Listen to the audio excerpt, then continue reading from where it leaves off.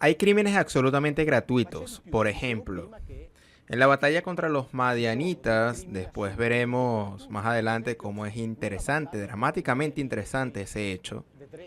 En la batalla contra los madianitas lucharon contra Madián, siguiendo las órdenes de Yahvé dadas a Moisés. En esa batalla matan a todos los hombres. Cuando los comandantes de Moisés regresan de la batalla, él se indignó contra los comandantes del ejército que volvían de esta expedición de guerra y Moisés les dice, ustedes dejaron a todas las mujeres vivas. Como quien dice, no recuerdan más las órdenes dadas, es exterminar a todos. Hagan lo siguiente, matar a todos los niños y maten a todas las mujeres que se acostaron con un hombre. Quítale a todas las niñas vírgenes para ustedes. Por tanto, Moisés aquí, siguiendo las órdenes de Yahvé, es una tragedia selectiva. Es decir, ordena que elijan las mujeres que tienen niños y que por tanto, y ordena que dejen vivas a las otras muchachas que sean vírgenes. Por lo tanto, esto significa que se ha perpetuado un feminicidio selectivo, un infanticidio selectivo con agravante de crueldad. Es pensable, aplicando el principio de retroactividad previsto en Nuremberg, abrir un expediente contra Yahvé, instruir un proceso contra Yahvé, repito, en rebeldía. En este caso, los testimonios se repiten a lo largo de la historia o de los siglos. Son tan repetidos a lo largo de los siglos que llegando a la época de Jesucristo, en el siglo I después de Cristo, un escritor judeo-romano, Giuseppe Flavio, ha recogido toda la Biblia. Él es el personaje que cayó en las gracias y fue aceptado de modo especial por el emperador romano Vespasiano. Tuvo por parte de Vespasiano una vida rica, muy confortable, una renta vitalicia muy alta, exenta de cualquier tasa. Pero relevante es que él pertenecía a una de las más importantes familias sacerdotales del Templo de Jerusalén. Giuseppe Flavio escribió varios libros, entre ellos Antigüedades Judías. Este libro fue escrito con la intención de dar credibilidad no solo a él mismo, sino a su pueblo, de a la cultura hebrea, a la historia del pueblo hebreo, junto al pueblo romano. A él, al escribir ese libro, recoge toda la Biblia.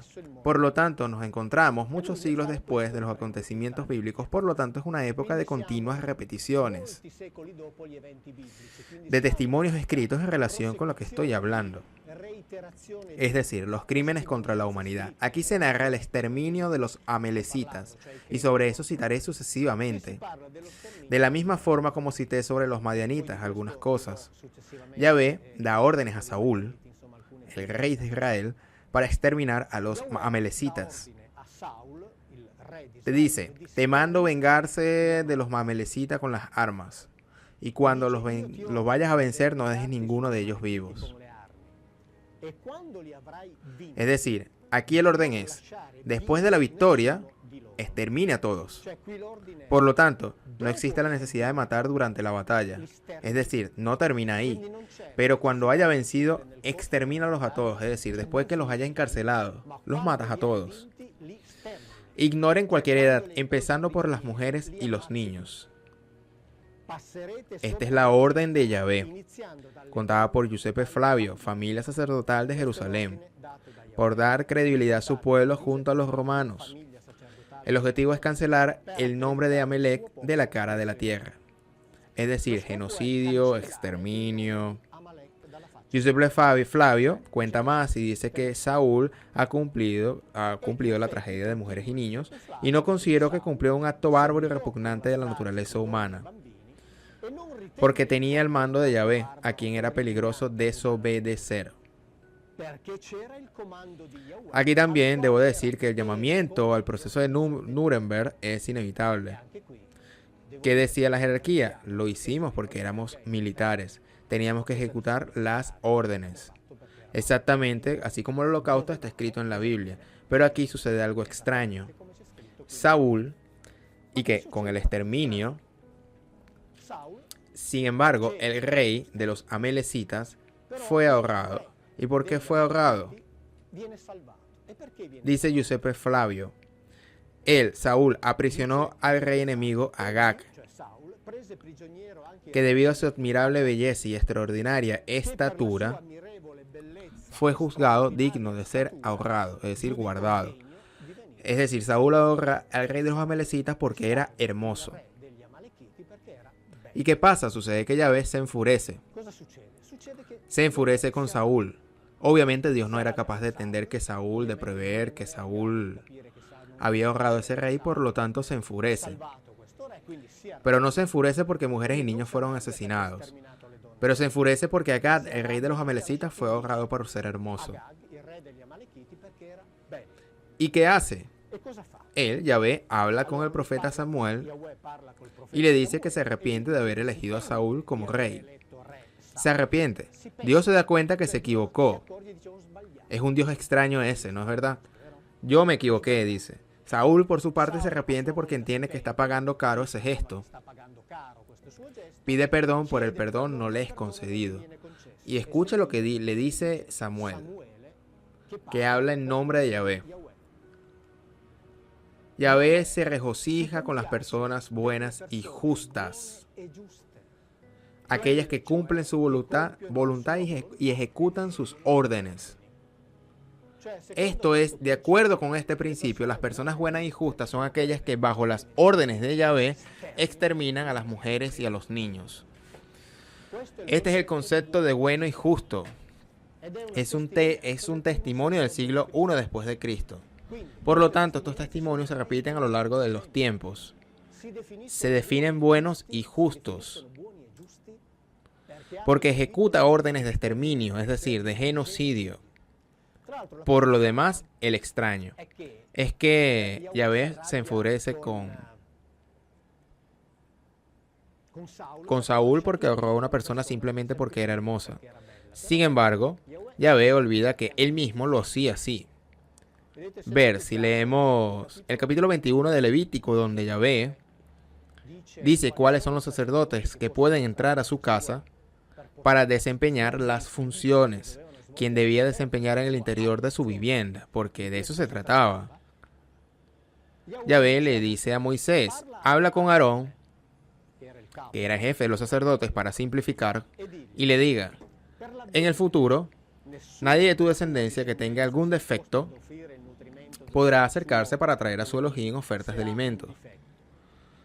Ningún hombre que tenga algún defecto podrá hacer la oferta, ni un ciego ni un lisiado, nadie que tenga el rostro defectuoso o el cuerpo deformado, nadie que tenga el pie o la mano defectuosos, nadie que sea jorobado o enano, nadie que tenga ningún defecto en la vista o que esté con heridas purulentas o que tenga testículos defectuosos. Ningún descendiente de Aarón que tenga cualquier defecto podrá acercarse. Podrá ofrecer alimento o para ofrecer alimento a Yahvé. ¿Tiene defecto? No se acerque para ofrecer alimentos a su Elohim. Por lo tanto, él no quería los defectuosos o físicos, o los defectos físicos. No permitía a esas personas entrar a su casa. Sin embargo, se enfurece con Saúl porque ahorra a un hombre que era estéticamente hermoso. Por lo tanto, estos son los elementos de prueba y se basan en ellos. Obviamente, estos son poquitos, muy pocos, pero no podemos sin duda instruir un proceso aquí. Por lo tanto, basado en estos elementos, yo pido a los juristas, si es posible, abrir un dossier contra ese individuo que se llama Yahvé.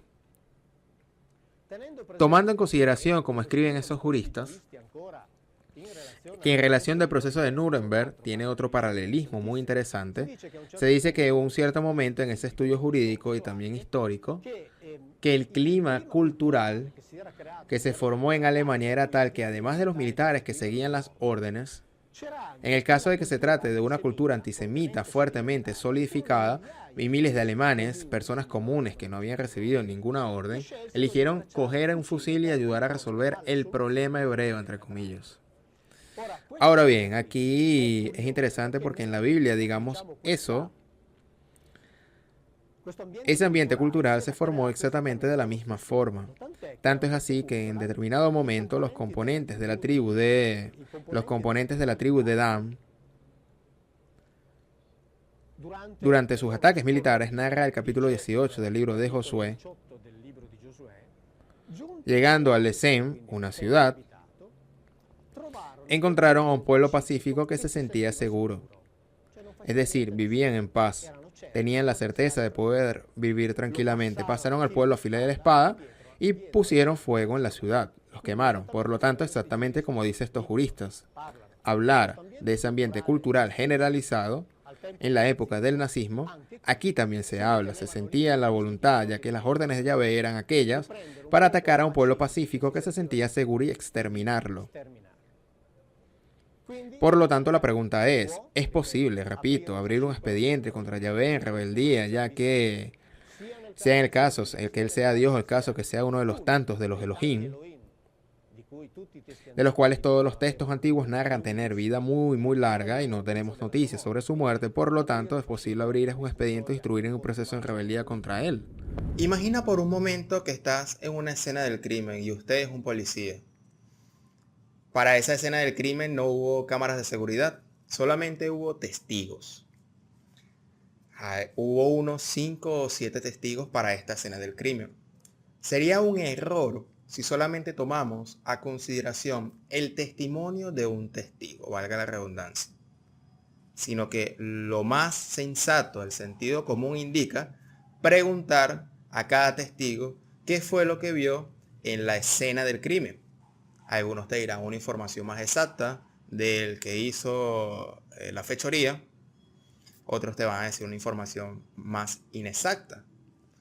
Pero al fin y al cabo, se tiene que tomar todo este grupo de información para acercarnos un poquito más a la realidad de los hechos, a lo que pasó realmente, puesto que no tenemos cámaras de seguridad.